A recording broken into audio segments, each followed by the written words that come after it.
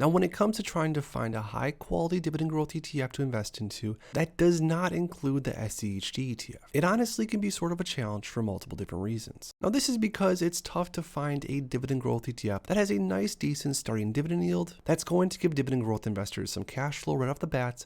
Also an ETF that has some healthy dividend growth, so investors know that they are going to earn more and more in dividends as time goes on in the future. But on top of that, finding a dividend growth ETF that has a nice solid basket of holdings, and of course, maybe most importantly, a dividend growth ETF that has a nice annual return historically. Well, stay tuned in this video because we are going to go over what I think is the absolute best dividend growth ETF. That of course is not the SCHD ETF. And before we get into all this, make sure to please drop a like down below and subscribe if you want to see more content like this in the future. Now, the dividend growth ETF that we're talking about is none other than the Vanguard Dividend Appreciation ETF. You might have heard of it, ticker symbol VIG. Now, this ETF, if it wasn't already obvious, comes from the Vanguard Group. And the product summary says it seeks to track the performance of the S&P US Dividend Growers Index. Passively managed full replication approach, fund remains fully invested, large cap equity, emphasizing stocks with a record of growing their dividends year over year, which I love, and a tiny low expense ratio, minimizing net tracking error. And speaking of expense ratio, VIG does have an expense ratio of just 0.06%, which is the exact same of SCHD, so at least in that aspect they're both even. But looking a little bit deeper into VIG's performance over multiple different time frames, VIG year to date is beating SCHD as far as price return goes,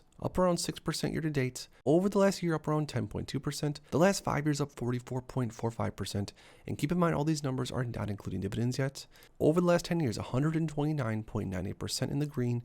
And on the max time frame, this fund has been around for around 20 years or so, and it's up around 222+% as far as just price return goes on the all time frame. Now, as far as if or if not the Vanguard Dividend Appreciation Index is or is not a deal as of right now, it's sort of hard to say because it is trading towards the higher end of the 52-week range at around $160 per share.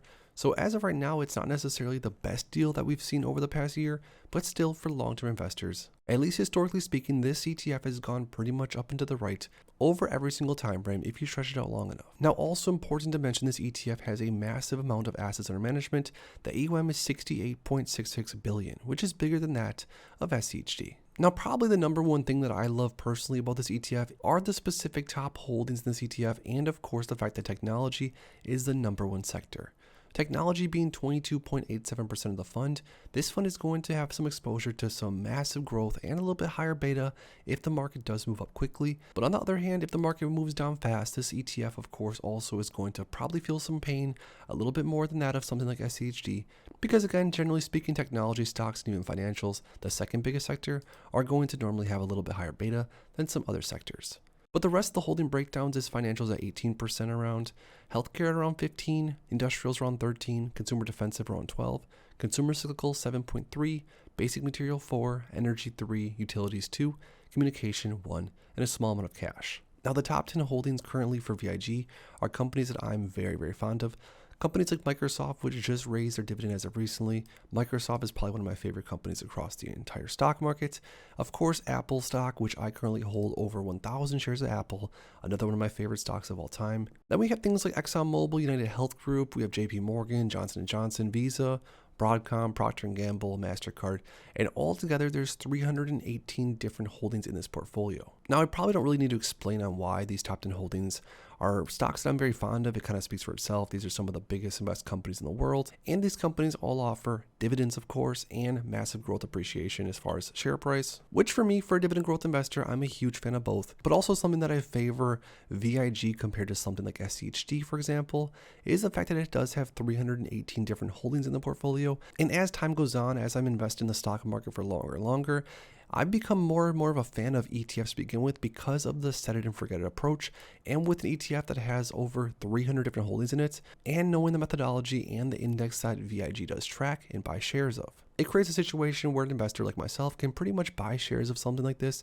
and not really worry too much about it, knowing that it's diversified, knowing that the sectors that make up the ETF are sectors that I want exposure to, and once again, for maybe more of a passive investor, this could be a good strategy. Now, also something very important about VIG is to look at not only the dividend yield, the dividend performance over time, but for sure looking into the dividend growth rate. Now, VIG does have a trailing 12-month dividend yield of around 1.92%, but for the investors that bought into VIG around a year ago, they were able to get into some shares around $130 per share. Now that means of course that their yield on cost would have been much better, but for investors buying into it right now, they're looking at around a 1.92% starting dividend yield or something like that. Now that of course is much smaller than that of SCHD, considering SCHD currently has a 3.53% trailing 12-month dividend yield, making VIG's trailing 12-month dividend yield a little bit bigger than half of that of SCHD. But the dividend growth rate for VIG is definitely there. The trailing 12-month dividend growth rate is actually beating that of SCHD. VIG is offering 8.56% trailing 12-month dividend growth, which is very healthy. Anything honestly over 5, 6, 7%, I'm very happy with as an investor. But over the last 3-year time frame, 11.75%, which is awesome. 5-year time frame, almost 10%, and 10-year time frame, 9.88%. So during any time frame that you look at VIG's dividend and dividend growth rate, it's been pretty healthy, and that's of course because of the stocks that make up the portfolio, the index that it tracks, the methodology, etc. Now to look at a little bit more visually for VIG's dividend growth, you can see that VIG just paid recently a 77-cent dividend about a quarter ago, and a few quarters back 87 cents, which is massive. Now one thing that I always love to do is to look back historically, like say 10 years ago. Around this time 10 years ago, VIG was paying around 39 cents per share per quarter, and now the fact that it's paying around 80 cents or even more, that means that the dividend has more than doubled over the last 10 years, which I would consider pretty impressive. Now the last thing that I would like to do is to chart out VIG next to the SCHD ETF just to compare the two because they both are popular dividend growth ETFs, and use the metric total return to see how much each of these ETFs has returned for investors if you include dividends paid out over the time frames along with price appreciation.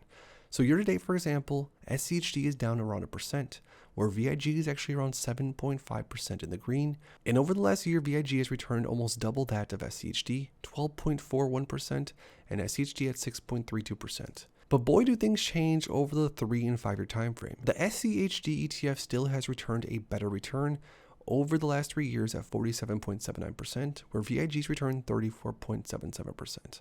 Now either way on a 3-year time frame, that's a really healthy total return, considering it's over 10% and considering there has been some crazy swings over the last 3 years. But on the 5-year time frame, it's very close, but SCHD still does somehow pull it ahead at 62.04% return on 5-year time frame, where VIG returned 59.46%.